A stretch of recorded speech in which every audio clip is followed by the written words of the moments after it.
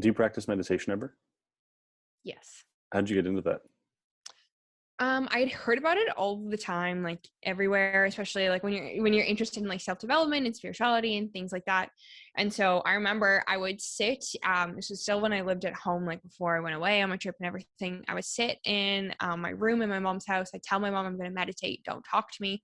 I'd put a timer on for 5 minutes. I'd sit on the floor like in this uncomfortable spot and just sit there and try and stop my mind. Like it was a very not fun process. And so then I tried many different things like Headspace and things like that.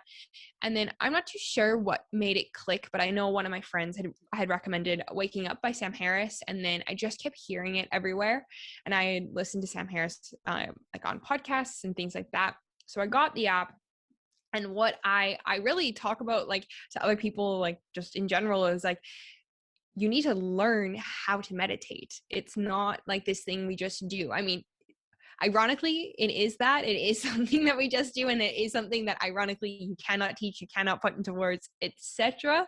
But I did find maybe just learning more about how our brain works and just kind of validating these feelings or these worries that we have maybe when we first begin meditating, such really helped. So he has like a 50-day thing you can do through his app. And so I started with that. And then now I just meditate daily, just kind of on my own, whatever I'm resonating with. Sometimes it's guided, sometimes it's not.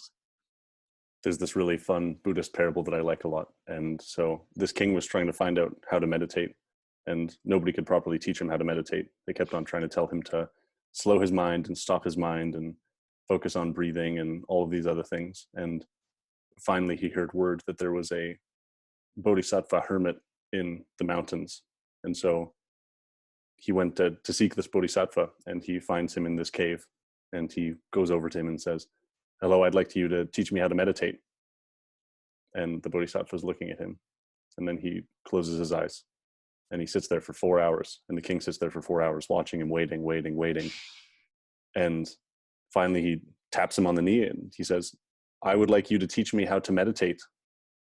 And the bodhisattva says, "I've been teaching you for the past 4 hours. Sit down." And I love it. yeah, I always like that idea. And it is in Buddhism, it's often called the practice. And that's what it is. It's something that you'll never actually be successful at or in. And it's something that's a lifelong journey. And it's actually not something that you seek out to be good at, because it's always something you're going to be practicing. And same with any type of sport. I started to take that into sport and reading and learning how to do anything, learning how to write. It's always a practice, because you're never going to actually reach a finish line, because the goal of the behavior itself is to just do the behavior, and to actually look for something at the end is going to inevitably diminish the process itself. And I guess that kind of goes back to what I was talking about earlier, where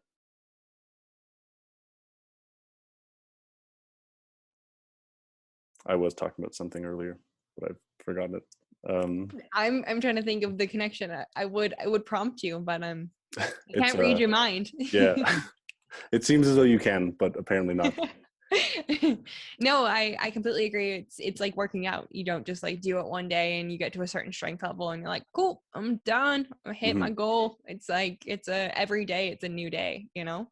And even like there's different elements. Like sometimes I can sit here in my apartment and it's quiet and I put my headphones in, but sometimes I'm meditating in an airport and it's like, that's hard. That's a challenge in itself, you know? So